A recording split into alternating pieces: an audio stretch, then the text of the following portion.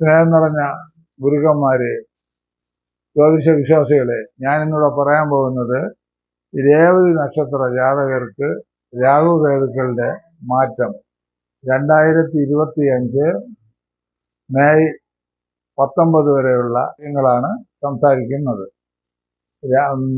രേവതി നക്ഷത്രം നമ്മൾ സാധാരണ പറയുന്നത് മീനന്റെ കൂറാണ്, അതായത് മീനൻ രാശിയിലാണ് ചന്ദ്രൻ നിൽക്കുന്നത്.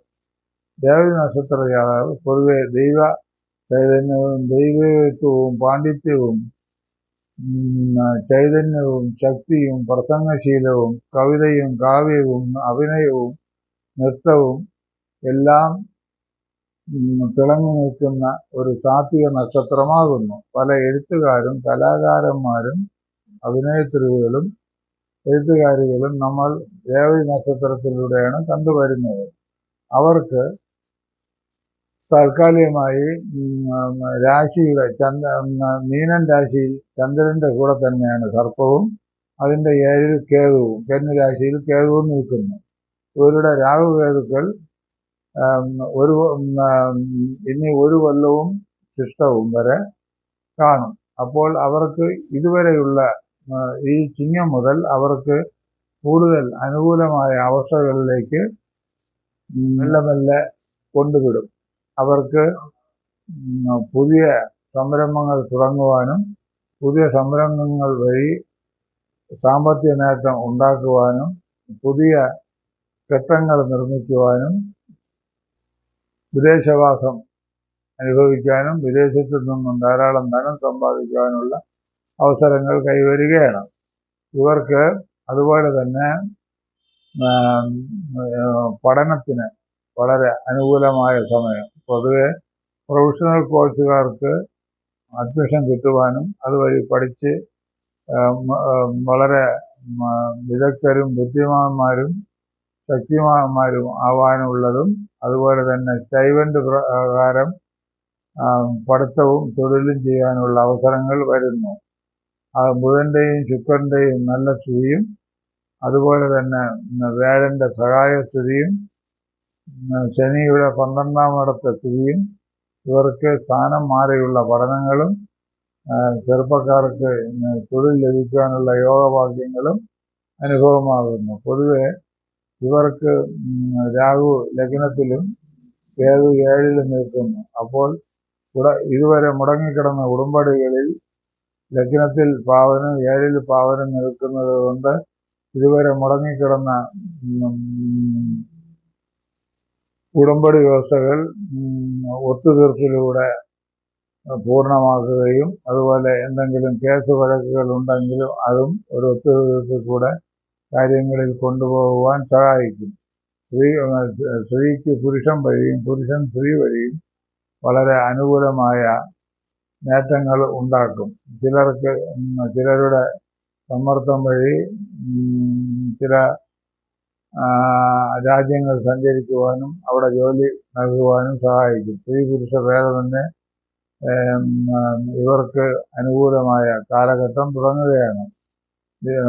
അതുപോലെ തന്നെ വിവാഹം നിർത്തിവച്ചിരുന്ന വിവാഹങ്ങൾ തുടങ്ങി വയ്ക്കുവാനുള്ള അവസരവും ഉണ്ടായി വരുന്നു. അതുപോലെ മീനൻ രാശിയിൽ നിൽക്കുന്ന സർപ്പനും 7-ലെ കേതുവും യാത്രകൾ വഴി ധനം സമ്പാദിക്കുവാനുള്ള യോഗഭാഗ്യങ്ങളും ഉണ്ടാക്കുന്നു. അതുപോലെ 7-ല് നിവൃത്തി സ്ഥാനത്ത് വ്യാഴന്റെ ദൃഷ്ടി കൂടെ ഉള്ളത് കൊണ്ട് രേവതി നക്ഷത്ര ജാതകർക്ക് വിദേശത്ത് പോയി അവിടെ നിന്ന് പരീക്ഷ എഴുതി മറ്റ് പല സ്ഥലങ്ങളിൽ സഞ്ചരിക്കാനുള്ള ഭാഗ്യങ്ങളെയും അർഹപ്പെടുന്നു. ചില പ്രായമായ കിടപ്പ് രോഗികൾ അതുപോലെ തന്നെ വാതരോഗികൾ ഇവർക്കൊക്കെ ഒരു ആശ്വാസത്തിന്റെ കാലഘട്ടവുമാകുന്നു. ഇവർക്ക് ഇപ്പോൾ ശനി 12-ൽ സഞ്ചരിക്കുന്നു. അതുകൊണ്ട് ദോഷങ്ങൾ പലരും പറയുമെങ്കിലും ജാതക അവസ്ഥയും ഗ്രഹനിലയും മറ്റും ബലമായിരുന്നാൽ ഒരു ദോഷവും സംഭവിക്കുകയില്ല. പൊതുവെ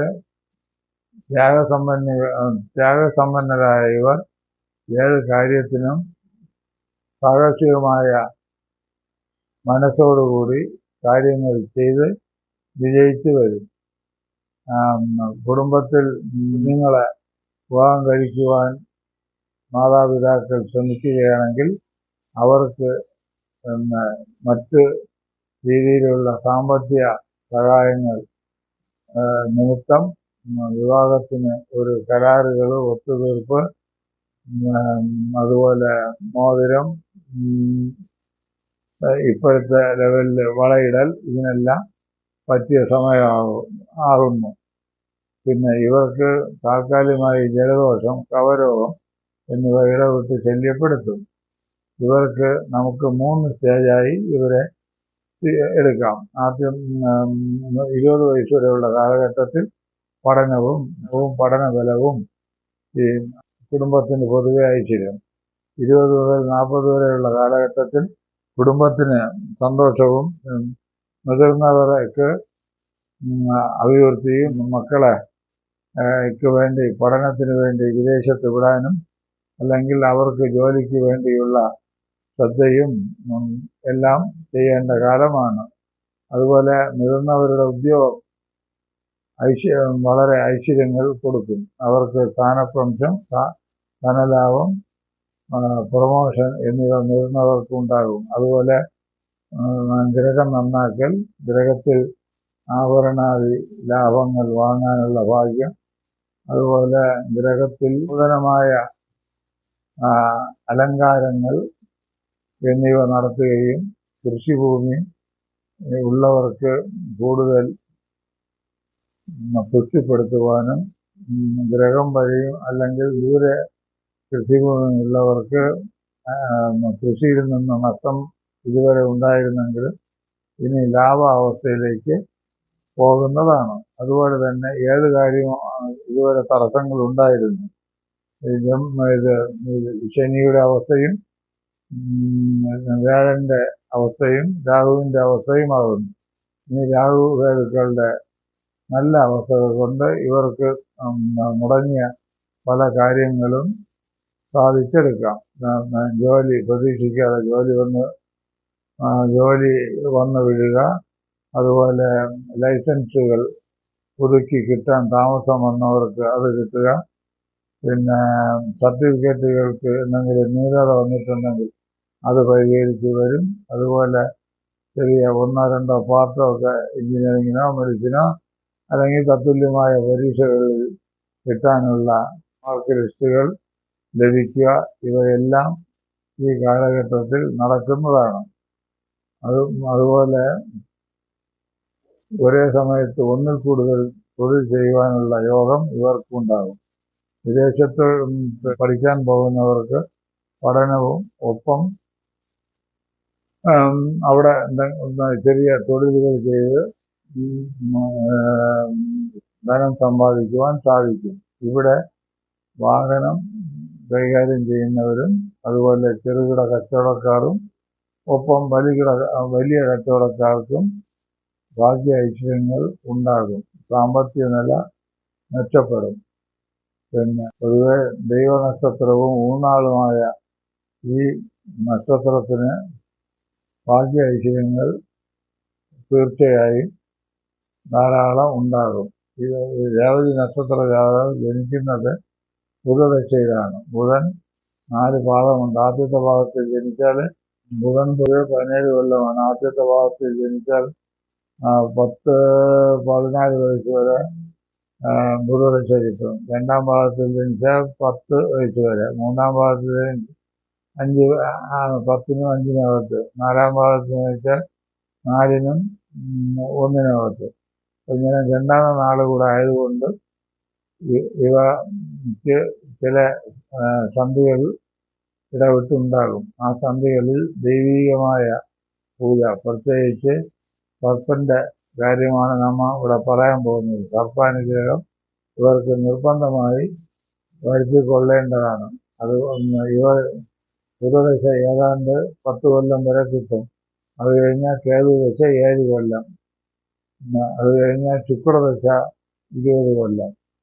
ശുക്രൻ കഴിഞ്ഞാൽ 6 കൊല്ലം ആദിത്യം, പിന്നെ ചന്ദ്രദശ, പിന്നെ ചൊവ്വാദശ 7 കൊല്ലം, പിന്നെ ചൊവ്വാദശ കഴിഞ്ഞാൽ രാഹുർദശ 18 കൊല്ലം, പിന്നെ 18 കൊല്ലം കഴിഞ്ഞാൽ വ്യാഴദശ 16 കൊല്ലം. ഇങ്ങനെ ഇവരുടെ ദശകൾ നീണ്ടുപോകുന്നു.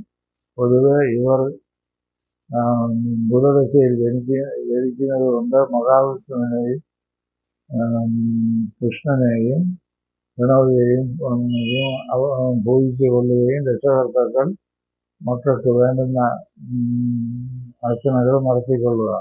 അത് കഴിഞ്ഞാൽ കേതുദശയിൽ ഇവർക്ക് ചിലപ്പോൾ കുഞ്ഞുങ്ങൾ മുതൽ വലിയവർക്ക് വരെ പുതിയ വീടുകളിൽ വെച്ച് മാറേണ്ടി വരും. ആ സമയത്ത് അവർ കേതുവിന് വേണ്ടി സർപ്പപ്രീതി വരുത്തുക.